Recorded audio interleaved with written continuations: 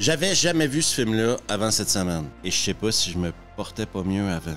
Mais bon, je pense qu'il fait partie de tous les rites initiatiques de fans de Nanar.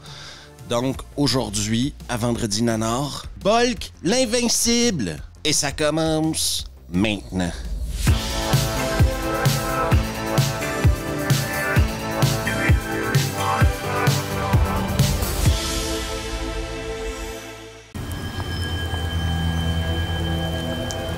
Le film commence par nous rappeler qu'en 2012, je crois que la Nintendo 64 avait déjà plus que 15 ans, quoi.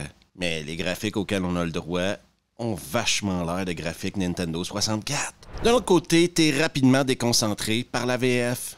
Suce-moi donc ceci à la place. Et tout ça est bien sûr suivi par l'apparition de Bulk. Passons au générique maintenant, qui est exactement le genre de générique que vous vous attendez de voir quand vous regardez un film qui s'appelle Bulk l'invincible. C'est super cheap et c'est trop long. Retournons au film où deux détectives nous font part de tout leur savoir-faire et de leur connaissance du métier. On dirait du sang. Ça y ressemble.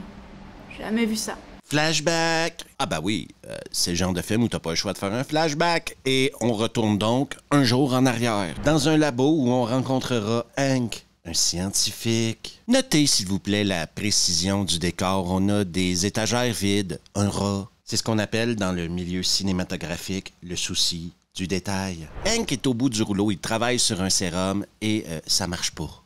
Putain, mais je supporte plus l'échec. Attends un peu. Sa copine, Anna, se pointe. Anna, c'est la fille d'un général. Le général, c'est le patron de Hank. Oui, c'est l'histoire de Hulk, sauf que ça s'appelle Bulk. Oh non, désolé. Billy, 234 ou 235? Mais bon, nos deux amoureux décident d'aller manger et se baladent exactement comme deux personnes qui s'en vont manger dans la vie de tous les jours. Hank va malheureusement faire des promesses et tout le monde sait qu'un mec qui travaille sur un sérum qui marche pas pour le moment ne doit jamais faire de promesses, OK? On te promet, on aura 12 enfants. Mesdames, messieurs, un chien et une blonde. Me semble qu'un vrai chien, c'est pas si compliqué que ça à trouver, mais en tout cas.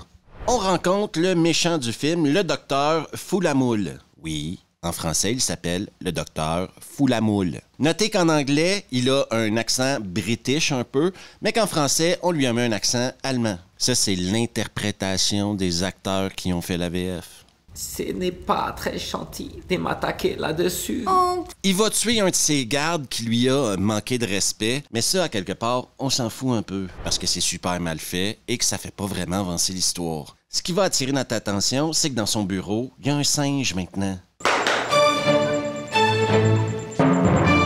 Il décide, pour impressionner sa blondinette de copine, qu'il va lancer des missiles sur des endroits hyper connus dans le monde. Ça excite la blondinette à fond. Mais encore une fois, personne nous a expliqué qu'est-ce que le singe fait là. On passe maintenant à Hank, qui est avec sa copine Anna, dans un grand 8. La magie du cinéma. Ah tiens, le voleur du début, sauf que maintenant, il est dans le métro. Et là, le voleur va essayer de voler la bague de fiançailles que Hank a achetée pour Anna. Oui, Hank, il veut épouser Anna. Et il a la bague de fiançailles avec lui tout le temps. Et là, on a le droit à ce que d'habitude, j'appelle une baston. Le voleur part avec la bague de fiançailles et là, tout d'un coup, ils vont décider de sortir du métro pour se retrouver dans une luxueuse voiture rouge. Dans la voiture rouge, Anna va dire à Hank « Tu dois te reposer ». Hank va lui dire « Ton père, c'est un trou de cul. Il me force à travailler pour trouver des solutions afin que le sérum fonctionne, donc je vais retourner bosser. » Non, ça va aller. Je vais aller travailler au labo. Quoi? Justement, quand il revient au bureau, il essaye un truc et le sérum devient mauve. Apparemment, le mauve, ça fonctionne. Et comme tout scientifique qui se respecte, il va décider de s'injecter lui-même le sérum parce que c'est un scientifique. Ok. Faut y aller. Attention, transformation. Devant nous, la main de Bulk. Quand on le retrouve maintenant, Hank marche seul dans les sombres et dangereuses rues de la ville. Seul avec son soi-même, au loin, il voit la scène qu'on a vue au début du film. Ça va l'énerver. On a même droit à du bullet time dans ce film. À poil à côté du brigand qui vient tuer, il va trouver la boîte de sa bague de fiançailles, sauf que sa bague de fiançailles n'est plus là. Non, elle est maintenant rendue chez Dr. Foulamoule. Oui, c'est lui qui a récupéré la bague achetée du brigand, OK? Et qui veut maintenant l'offrir à sa blondinette. Ça fait 35 minutes que le film est commencé et tu te rends compte que c'est l'histoire d'une bague de fiançailles. Lolita va adorer ces jolis machins. Le lendemain matin, Hank se fait réveiller et ce n'est pas Cyril Hanouna. Oh putain, faites que ce soit Cyril Hanouna avec un gros chèque. Bah, c'est pas Cyril Hanouna. Donc, la réalité, c'est que la police revient lui donner le porte-monnaie, OK, qu'ils ont trouvé sur le brigand mort que Bulk a tué. Donc, lui, il est tout content de revoir son portefeuille. Donne-lui son portefeuille, Garton. Sachez que dans ce film-là, les flics sont des flics parce qu'ils sont dans une voiture de flics. Et on apprend d'ailleurs que le mec a trouvé du mauve chez Hank. On l'a jamais vu fouiller quand il était chez Hank, mais apparemment, il a trouvé du mauve. Je ne me suis pas taché avec le sandwich au beurre de cacahuète. Sans aucune raison valable, Hank décide de retourner sur la scène du crime. Je pense que c'est parce que le mec avait 3-4 décors et qu'il faut juste les rentabiliser, quoi. Wow, attendez. Ce n'est pas ce que vous croyez. Comme je disais, ils reviennent toujours sur la scène du crime. Hank se transforme donc en Bulk quand les flics essaient de l'arrêter, OK? Et ça va nous offrir une poursuite. Imaginez maintenant la pire poursuite que vous avez jamais vue de votre vie dans un film. Vous l'avez trouvé? Maintenant, attendez-vous à être surpris. Dans un hélico qui semble appartenir à une chaîne de télé, on pousse les limites de la VF. Il me faut un angle, ça pour le ticket, pour une belle brillante carrière, tu vois. Sinon, la poursuite continue, hein? Et il a tellement couru, Bulk, qui est revenu où la poursuite a commencé. Et il y a une flic qui va se prendre une bagnole en pleine gueule. De tous les vendredis nanars que j'ai fait, je crois que je vais sortir une phrase que j'ai jamais sortie de ma vie maintenant. J'ai jamais eu autant hâte de voir un hélico exploser. C'est dans l'histoire avec Sophie. Ouais! Et enfin, elle explose. Bulk redevient Hank qui se fait arrêter par les flics. Il se retrouve maintenant en prison, seul, avec sa solitude, assis à broyer du noir, le cœur plein de regrets. Pourquoi j'étais assez fou pour m'injecter le sérum? Le général, père de Hannah, se pointe et le sort de prison. Oui, parce qu'il veut l'amener dans une base secrète de l'armée. L'armée, ils font ça des fois. Hein? Quand il y a quelque chose de spécial, ils l'amènent dans une base secrète. Je vous dirais pas que c'est con, je vous dirais juste que c'est Bulk, l'invincible. Tu as finalement obtenu les résultats qu'on cherchait. Juste pour vous dire à quel point il se passe pas grand-chose dans ce film-là, le docteur Foulamoule décide d'envoyer des bombes sur la Lune. Mais revenons quand même à la base militaire où la VF nous démontre encore une fois toutes ses limites. C'est l'heure de ma lobotomie? Négatif.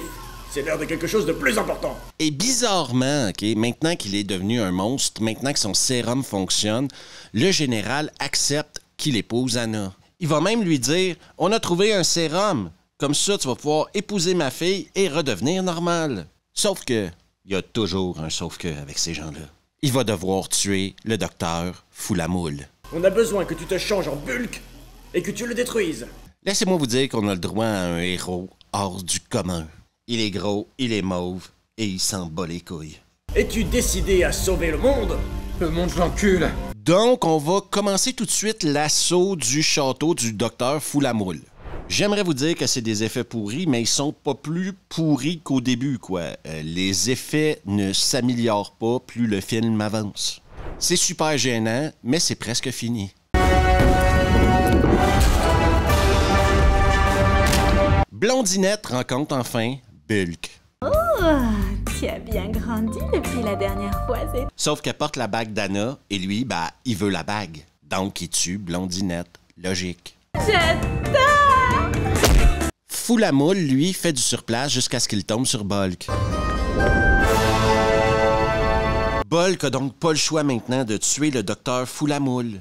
Oui, parce que sinon, il ne pourra jamais vivre l'amour qu'il est né pour vivre.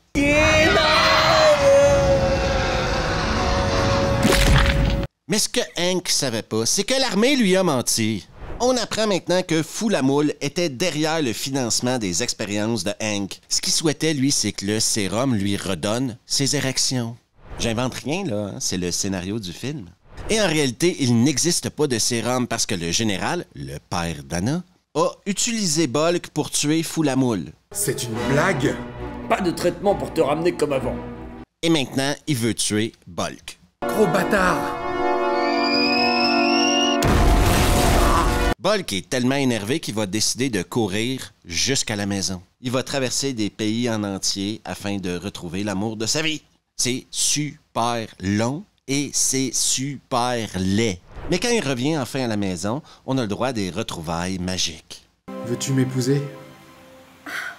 Sauf que le général se pointe et là il dit à Hank « tu touches pas à ma fille. » Hank lui dit « Va chier. » L'autre lui dit « Baston! » Et donc il se bastonne. Pauvre vieux machin! Posons-nous la question maintenant, est-ce que Hank est mort d'une chute? Ce que je donnerais pour te revoir une seule fois, pour te parler Et c'est la fin de Bulk, l'invincible. Personnellement, c'est pas le genre de nanar que je préfère. Pour la simple et unique raison que ça a été fait pour être un nanar. Tout ça est calculé, le mec voulait faire de la merde et il a fait de la merde, quoi. C'est pas comme si c'était quelqu'un comme Neil Breen qui part avec les meilleures intentions du monde et qui sort un truc incompréhensible. Ou un prof de karaté qui décide de montrer à tout le monde à quel point il est puissant comparé à d'autres profs de karaté. Non, ici, on a juste un mec qui a voulu déconner et qui a déconné, quoi.